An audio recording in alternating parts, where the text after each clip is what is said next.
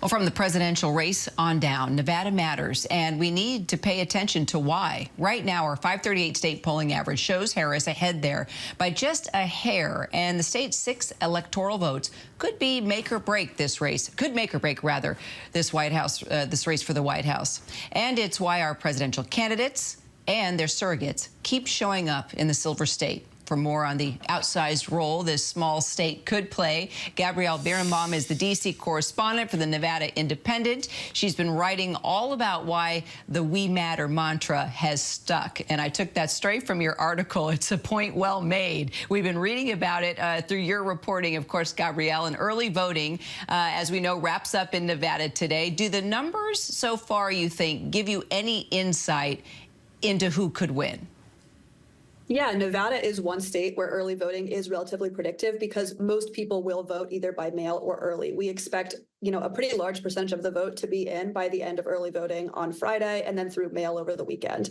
Right now, Republicans are looking pretty strong in the state. There's a lot of reason for optimism for them. They have a lead of just under about 5 points in terms of registered Republican turnout versus registered Democrat turnout. And that's really different than in past cycles. Typically, the past two elections through mail, you'll see Democrats sort of build up a firewall, turning in so much mail that Republicans need election day vote to catch up. And in 2020, right, we're not able to. This time around, you're seeing really high turnout in the rural areas of the state where a lot of Republicans live. And so that's contributing, as well as really strong early voting turnout, that's contributing to this Republican lead. Basically, what it's going to come down to, and the part that we don't know and can't know from early voting, is how nonpartisans are going to vote.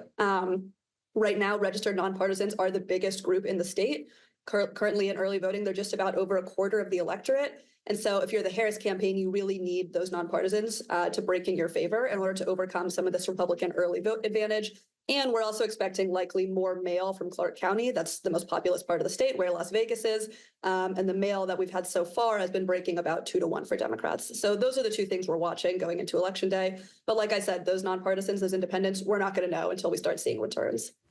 Right. So putting that in perspective, we can understand why Harris and Trump are both in Nevada today. How are the campaigns feeling about their chances, you think?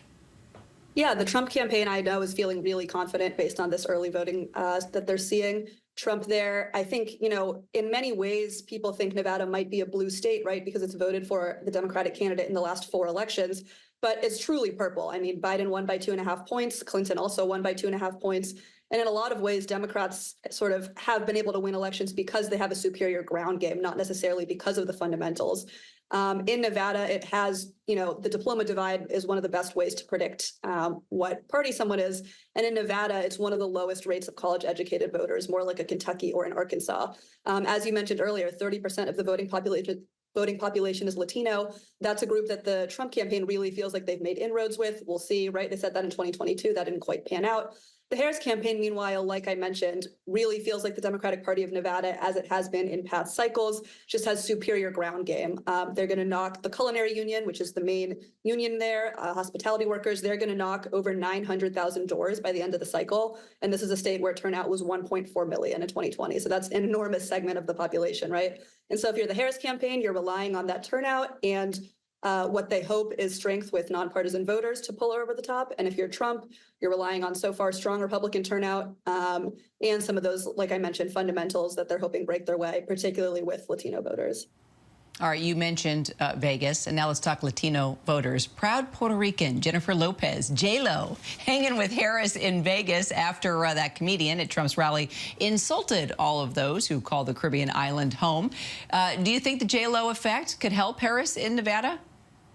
I guess we'll have to see, right? If they're we're waiting for tonight to make a bad joke. No, I mean, the Latino population in Nevada is mostly Mexican American. I assume she'll talk a lot specifically about those Puerto Rican those comments about Puerto Rican voters that comedian made. I think that resonates a lot more in a state like Pennsylvania, which has a huge population. But look, a high-profile surrogate, I'm sure, doesn't hurt in terms of especially getting people out to the rally. And what Democrats really need to do in these last 2 days of early voting is get people to the polls. They've traditionally closed strong with early voting, and so that's what they're hoping to do again. And like I said, any high-profile surrogate, I'm sure, helps. Well, I'll tell you what we need to get. We need to get you, Gabrielle, on our air a lot more to cover politics. Terrific insight. Really appreciate you. Let's talk again. Thank you so much. You bet.